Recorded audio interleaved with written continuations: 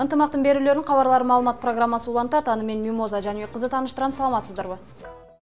Араван районунун Чегават айыл өкмөтүнүн Кызырабад айылынын тургуну Динара Азимкуловага Элим Барсынбы Ош кайрымдуулук фондусу тарабынан 3 бөлмөлүү үй берилди. Бул убакытка чейин Динара айымдын үйү урап, жашоого мүмкүнчүлүгү жок болуп келген.